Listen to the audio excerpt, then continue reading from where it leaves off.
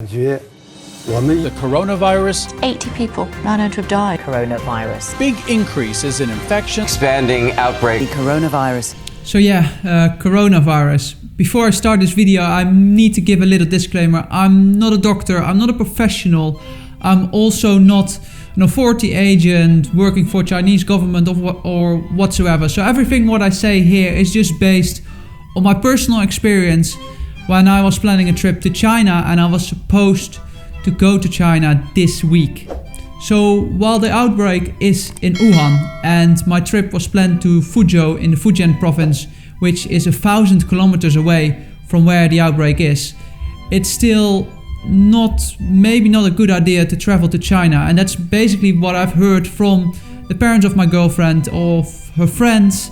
They told us even in Fuzhou, 1,000 kilometers away from Wuhan, there are 4 people infected with the coronavirus.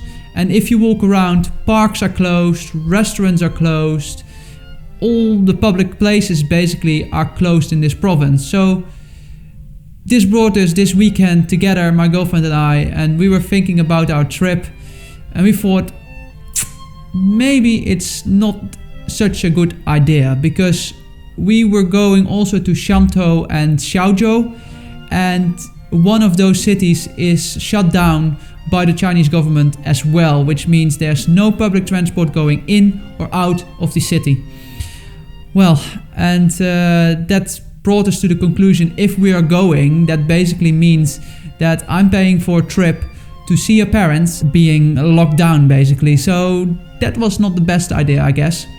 Luckily, the Chinese government said on the 21st of January, all companies need to give a refund to people who booked a trip in China, because they don't want people to travel around.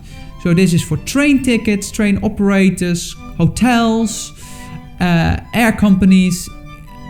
All the tickets where you have are refundable.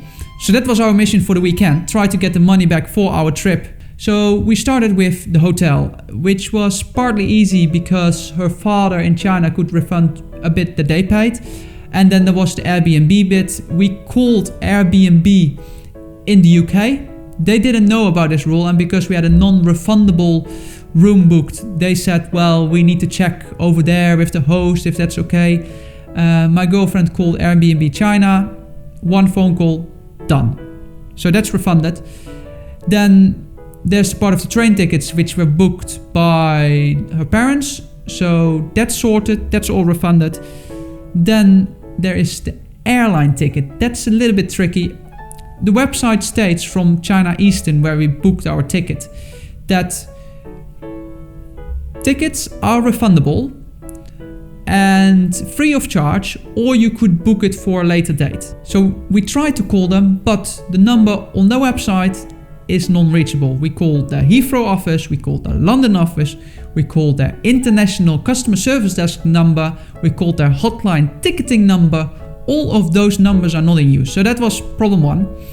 Then we discovered on a forum post somewhere in 2016, someone posted another number, and apparently that number is working. So yes, we got through, and they told us, yes, you are eligible to get a free refund, but because we booked with a travel agency, our travel agency needs to apply for this refund. So that's currently in process, and hopefully I get a phone call tonight saying that that's all sorted, and tonight I will get my refund for my airline ticket. And then there is one more thing what we had to get refunded, I hope to get refunded, and that's my visa, but I think that's wasted. I have a £109 tourism visa to visit China, 1 entry. It's valid for 3 months, so it will expire in the beginning of April. And unfortunately, it's Chinese New Year, which means an official holiday, and the embassy in London is closed, so there's no one I could contact. I tried to contact the Chinese visa application center, no success. I tried to contact the embassy, no success. I sent an email, no success. So far I have no response from anyone, because we were thinking, okay, if we can't go now, maybe we could go somewhere end of March, beginning of April. But based on the advice that my girlfriend got from a friend in China who's a doctor, they don't really think that in that period much has been changed. So even then, she would recommend to book for a later point in time. So I hope something is arrangeable, but it seems that that's the only cost that we couldn't get back from our trip. So that would be wasted, unfortunately. So yeah, that's a pity. I hope you understand why I was very excited to make some Chinese videos, but those need to wait for a later moment in time. I am still going to China, but I'm not sure when. And in the meantime, I want to express all my support to everyone in China, not only in Wuhan. I know over there in Wuhan, the city has been closed down. It's a mess in the province. But in other places in China as well, where they had the Chinese New Year festivities and they have to scale it down and people are staying at home. So my support for everyone in China, everyone who's dealing with this coronavirus.